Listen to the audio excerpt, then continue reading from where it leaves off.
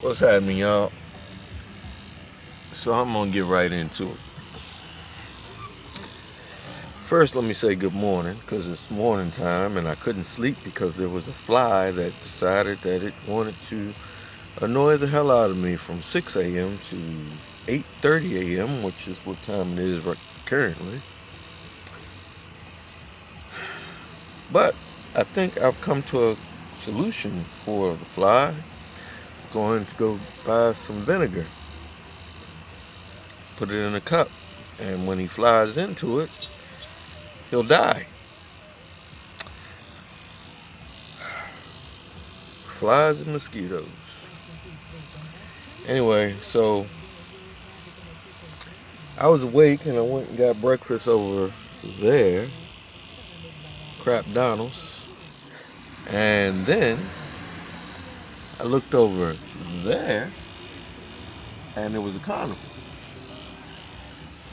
Now I have major respect for the people that work at a carnival because I attempted to work at a carnival one time. I had this brilliant idea that I was going to finance my travel by traveling with a carnival. That's what I thought. hmm It was me and one of my exes. Had to been, I don't know. We were in the red Ford van, so I don't know. It's been a while, and we were in Oklahoma, I believe. Hold on, let me cut this fan off. We were in Oklahoma, I believe, at the time, and it was about, I don't know, 103 degrees at night. hmm And I had this brilliant idea that, because we were broke and we didn't have no gas, and I figured, well, maybe if I get a quick job or something. And I said, damn, you know what? We ought to try to get with a carnival. Yeah. So I finally found, we ran across a carnival. And I rolled up. I asked them if they needed any workers, and they was like, yeah, you can come work. Man, let me tell you something. You ain't seen a motherfucker hustle until they're working for a carnival that needs to get out of town in like 30 minutes. They was breaking this thing down. I mean, like, it was about 40 of us out there, and we was breaking things down one by one. And let me tell you something. I then, nor now, nor ever, will ever, I don't know what kind of energy drinks they must be drinking. But talk about superhuman strength. Yeah, they got that down good. Real good. Um, that night, we were out there. It was 2 or 3 o'clock in the morning. We had to break this thing down and, like, I don't know, be out of there by 4 in the morning. Do you know that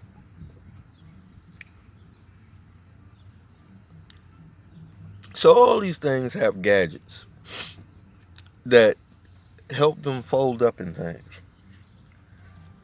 Uh, a carny's job is dangerous. Yes, it is dangerous as shit.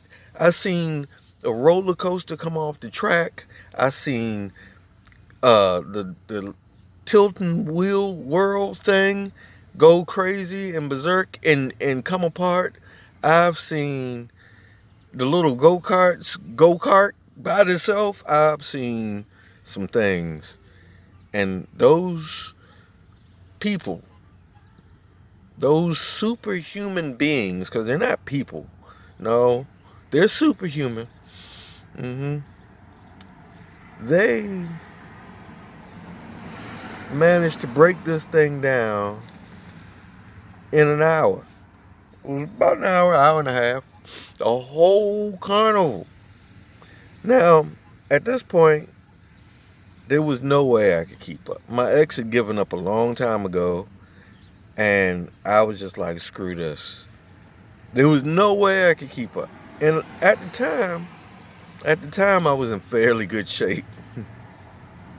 At the time, I was in really good shape. And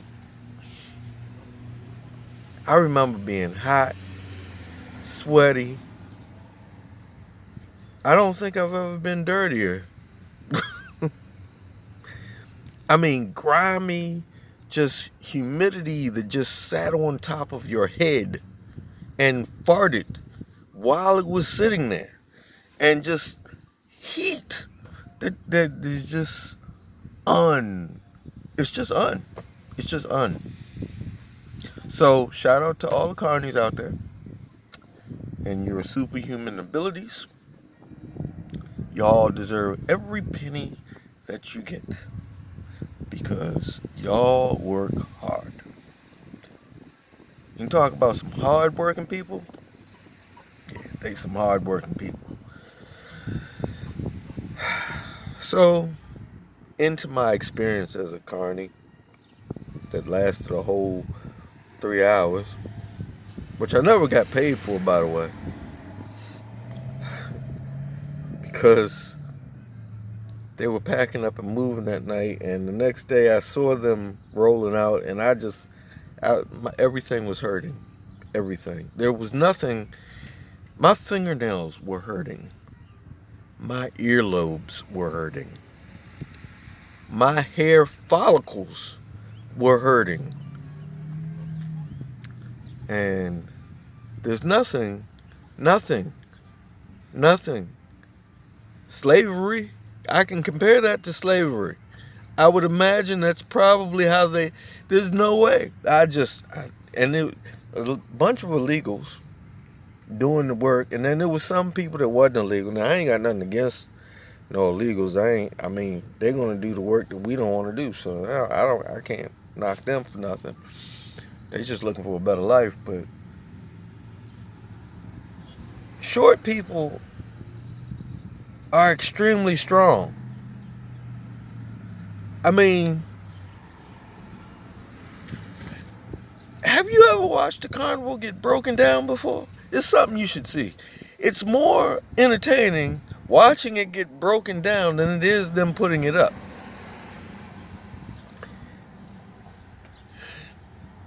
So anyway, on my way out of the carnival, when I was trying to escape to work, I tripped over a cord and all the lights went out. Not only did all the lights went out, and I'm good for it because my vision's always been shaky at best. Not only did all the lights go out, which this has happened before, I have a Christmas story about that happening. But not only did all the lights go out, things started falling apart because people were in the process of taking them apart and they couldn't see. I heard shit banging. Yeah, I didn't even bother to go back the next day to try to get paid because I figured that I had wreaked enough havoc, especially on the poor tilt-a-whirl.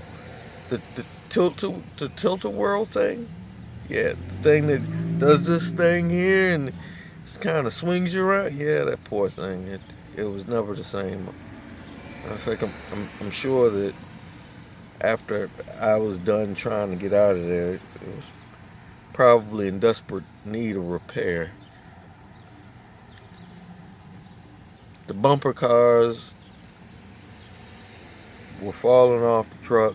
They were bumping. The bumper cars were bumping. It was bad. It was bad. It was bad. It was. So after I tripped over the cord, I stumbled into the fifth wheel trailer that had the tilt-a-whirl on it. But not only did I stumble into it, I grabbed the fifth wheel hitch pin that was attached to the truck, and the truck was facing uphill. And I don't understand the philosophy of how this all works exactly on those funny trailers. 'Cause some of them trailers are rigged up. Most of them trailers are junk. I can tell you that now. Most of them trailers are rigged all the way up. Somehow I managed to pull the release, and when the dude in the truck pulled off, the trailer decided to pull off and go in the opposite direction back down the hill, and the tilt-a-whirl was never the same. Then, as they got the lights back on, the little roller coaster thing came on because when I was lifting myself up, so I had to crawl under. It's a long story, but when I was trying to pull myself up, I had to crawl under the trailer for the roller coaster. And somehow or another, it was still plugged in, and I hit the start button by accident, and the thing started going haywire. It was halfway taken apart, and it went off the track and started attacking people. There was little munchkins running around, and all kind of shit was happening. People were screaming, and ice cream was melting, and it was rough. Yep. Old brother Tom did that. And that night when I got back to the van, it wasn't any better when I got back to the van because my ex was in there. She was asleep. And this ain't the last ex. This is a couple of exes ago. But she was in there asleep, and I started the van up. And the van, it was a Ford van. It was similar to this, but it was red. And it had Krager's. My signature, Krager's. But so this thing had a headlight switch problem where you had to fiddle with the button on the floor for the high beams to work because the regular lights didn't work, and you had to kind of play with the button on the floor to make the lights come on. So I was in such a hurry to get out of there. I said, well, we just going to sneak off into the night. We ain't going to use no lights. We just going to creep on off. Now, we were in a little small town somewhere in the middle of nowhere. So I start the van up, and the van was loud. And I ease off, make the hard left, trying to make the U-turn. And it was one of those concession stand things, not a concession stand, ticket booth, that's what it was. And the ticket booth, somebody was in there counting the money. And now I didn't see it. I didn't see it. I don't know if I just wasn't paying attention or I don't know what. But this ticket booth was in the way, and I casually bumped it. Now this ticket booth had wheels on it. Needless to say, when I hit something, I normally don't stop. I normally just keep on pushing. And I kept on pushing, and it rolled away with the person in it. And I'm sure they were screaming. But I don't think it. I know it because I heard them. And my ex woke up and said, "What are you doing?" And I said, "Don't worry about it. Let's just get out of here." So we went that night and parked at Walmart. Somewhere in Oklahoma. We were either in Oklahoma or Missouri. And we parked at Walmart. And the next day, we pulled off about this time in the morning. Pulled off. And we saw them leaving. And man, we got some mean looks. We were sitting at the traffic light as they were rounding the corner from the little small town. And boy, they wanted to kill us. Yeah. And that's my story about being a carny for 3 hours. Mad respect for them folk. Mad respect for them folk. Also, might as well tell y'all the Christmas story. That's pretty funny too. What is that smell? Coming from outside. Have to. God. So anyway, somebody needs to empty that dumpster. There's a dumpster over there. Anyway. And yeah, so I figure I'll go ahead and tell y'all the Christmas story too. I think I have enough time. So there's this place called Watkins Park. Every year they have Christmas there. They have Christmas decorations.